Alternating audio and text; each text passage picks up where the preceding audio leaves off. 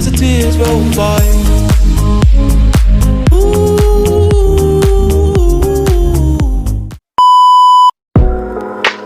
Saya seorang pemimpin yang baik adalah pemimpin yang mampu memikul semua amanah yang telah diberikan kepada dia. Untuk kita tahu pemimpin itu baik tak baik, bagi saya setelah dia diuji, apabila dia dapat mengharungi ujian itu, baru dia boleh diukur untuk menjadi pemimpin yang baik atau tidak baik. Itu pendapat saya. Ialah seorang atau individu yang beri arahan dan mempengaruhi orang lain sebuah organisasi.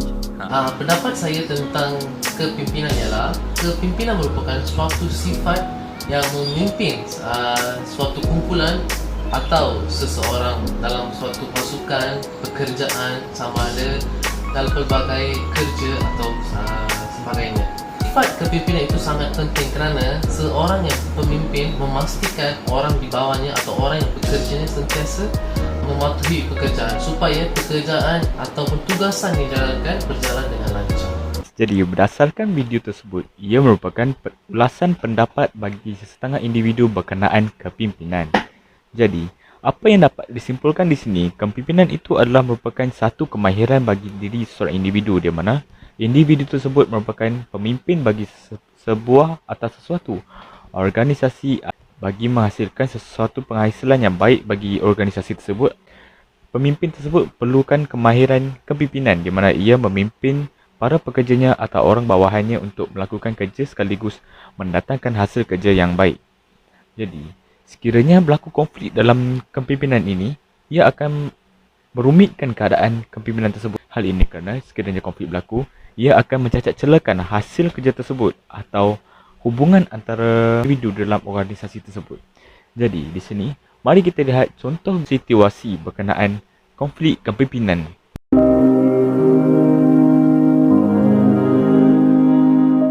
Okey, yang pasal duit makanan tu, cukup ke yang saya bagi hari tu? Kalau tak cukup boleh bagi tahu lah. Itu saya pun kurang pasti sebab ketua dia ada kontak sangat dengan saya. Jadi saya pun tidak pasti lagi. Kita tanya dia lah nanti.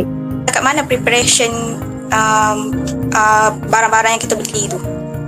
Cukup ke? Ada yang tak beli lagi ke? Sebenarnya belum lagi ada barang yang kena beli. Lepas tu nak buat macam mana? Kena panggil ketua ke? Boleh panggil ketua masuk tak? Kalian cuba tolong kontak dengan ketua. Mana? Ketua kita selalu hilang. Susah lah.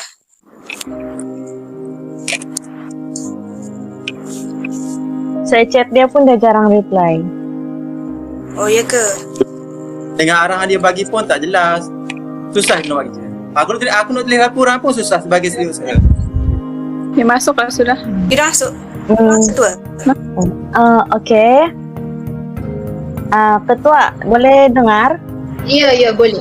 Actually, macam mana sudah dengan perkembangan kita punya program?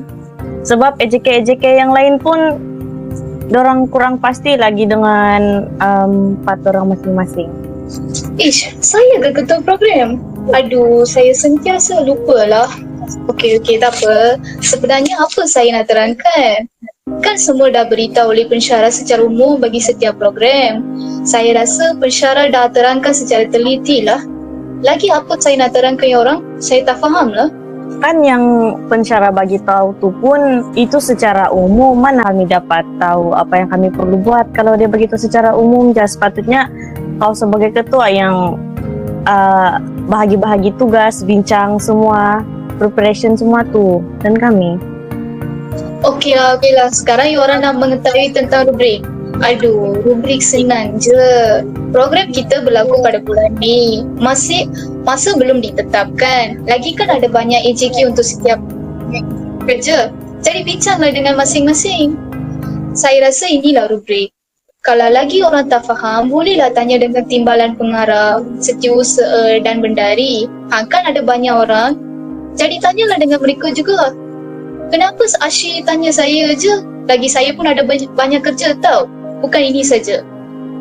Biarlah, tapi kau kan ketua. Jadi yang lain macam mana?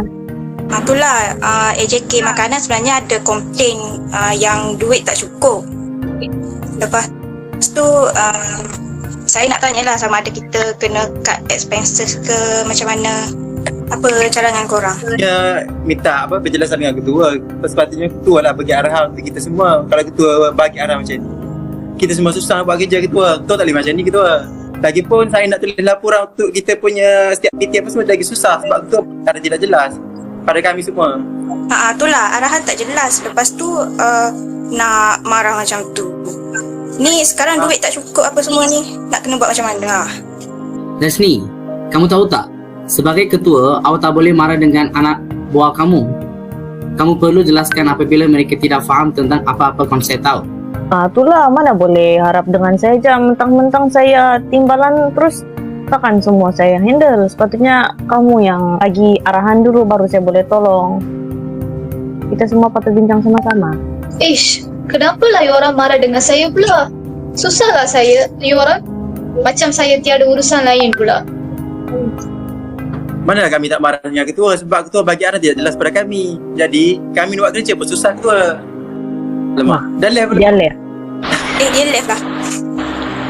Lepas tu Tengoklah ketua tu left tiba-tiba. Sekarang mau mula buat kerja pun tidak tahu dari mana. itulah. Betul. Dah pening dah. Tak tahu nak start kat mana. Itulah, aku pun dah pening dah ni dengan ketua kita ni.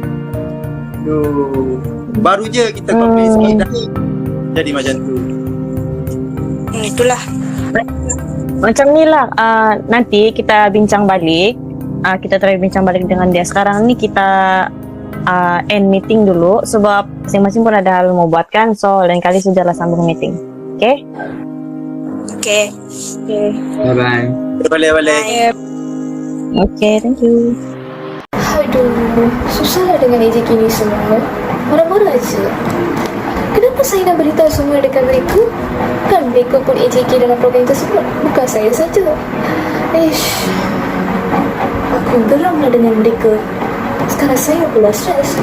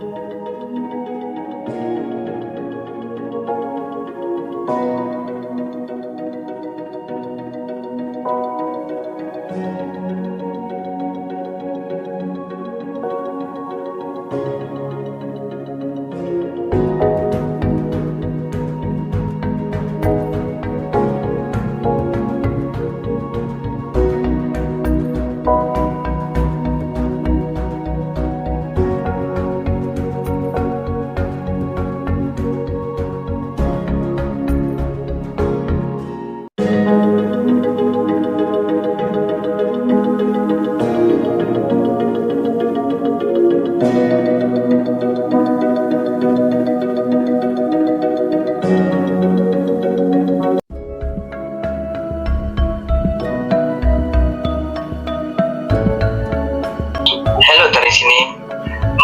Kamu ada mengalami masalah apa tak? Hai Azirul. Sebenarnya saya sangatlah sebab saya kan memegang jawatan sebagai ketua program.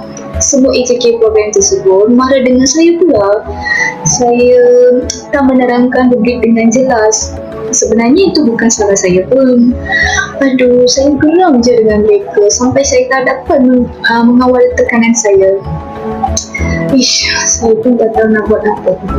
Baik, saya rasa perkara ini berlaku salah faham antara kamu dan juga ahli kumpulan kamu. Saya rasa kamu sebagai ketua program sepatutnya bertolak ansur lah ahli kumpulan. Maksud saya kamu bagi kerjasama yang baik dengan mereka, seperti kamu jelaskan lebih lanjut yang lebih tepat dan orang kata jelas lah supaya mereka boleh lakukan kerja dengan baik. Dan insyaAllah dengan jika kamu bertolak ansur bagi arahan yang lebih jelas, saya rasa kamu dengan ahli kumpulan tidak akan berlaku tidak akan ada apa-apa berlaku masalah lagi. Betul kata Azirul, kami boleh memahami situasi tersini, tetapi anda sebagai ketua kumpulan perlu menjadi lebih matang dalam mengendali situasi, terutamanya dalam kerja kumpulan. Bukannya awak seorang je ada tugasan, saya dengan Azirul pun ada. Nashmi perlu menguruskan masa dengan lebih baik. Pada tanggungjawab yang perlu dipikul demi menjaga nama baik kumpulan. Kami harap Nashmi dapat mengendali kerja kumpulan dengan lebih baik pada masa akan datang. Saya baru insaf pula kesalahan saya, kawan-kawan. Sebelum ni saya tidak mempunyai sifat-sifat pimpinan. Sebab itu semua AJK marah dengan saya. Saya rasa sangat malulah, kawan-kawan, atas kesalahan saya. Saya akan meminta maaf dengan semua AJK selepas ini. Terima kasihlah kawan-kawan untuk memberi nasihat sampai saya merealisasikan dengan kesalahan saya. Sama-sama. Saya rasa sebagai rakan kepada kamu, saya nak berpesan sedikit. Ini pun untuk perlindungan ataupun kita boleh guna bersama. Untuk menjadi seorang ketua ni bukanlah satu perkara yang mudah dan senang untuk diuruskan. Menjadi seorang ketua ni kita harus bersedia dari segi mental kita sendiri, sebab kita perlu menghadapi berbagai cabaran dan juga dugaan yang kadang-kala kita tak tahu pun ia akan berlaku ataupun tidak. Justru sebagai seorang ketua haruslah sentiasa bersedia dengan apa-apapun masalah yang akan kita hadapi, dan kalau boleh kita sentiasa cari jalan untuk menyelesaikan masalah tersebut supaya kerja kita sebagai ketua dan ahli kumpulan kita berjalan dengan lancar. Dan sebagai rakan kamu, saya doakan semoga berjayalah bersama ahli kumpulan kamu dalam melaksanakan program yang akan kamu lakukan. Terima kasih, Azrul. Selamat malam semua. Jadi hari ini kita mulakan perbincangan kita yang seterusnya. Memandangkan yang hari itu perbincangan kita belum selesai, jadi kali ini saya harap ketua dapat jelaskan dengan lebih terang lah. Guys, saya nak minta maaf ya, sebab saya baru insaf kesalahan saya. Sebelum ini saya tak melaksanakan tanggungjawab saya dengan betul.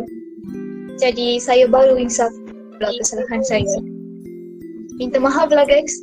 Actually kami okey je, kami tidak marah pun, sebab biasalah tu kan kalau berbincang, tapi kami tegur sebab ini kan mempengaruhi markah kita, markah tugasan kita. Jadi itulah kami mau kamu bagi komitmen. Ya, betul lah Bi, saya baru faham kesalahan saya. Terima kasih ya. Saya pun okey je. Okey, kiranya masalah kita dah settle kan? Tak apa, tak risau. Semua. Jadi bolehlah kita bincang secara baik kita punya program ni, macam mana nak jalankan apa semua. Okey. Kami pun minta maaf lah kalau sebelum ni kami ada kasar bahasa kan, sebab marah dengan kamu. So lepas ni kita bincanglah baik-baik. Ya betul. Sorry Desni. Tak apa Abi, tak apa Syarif. Terima kasih.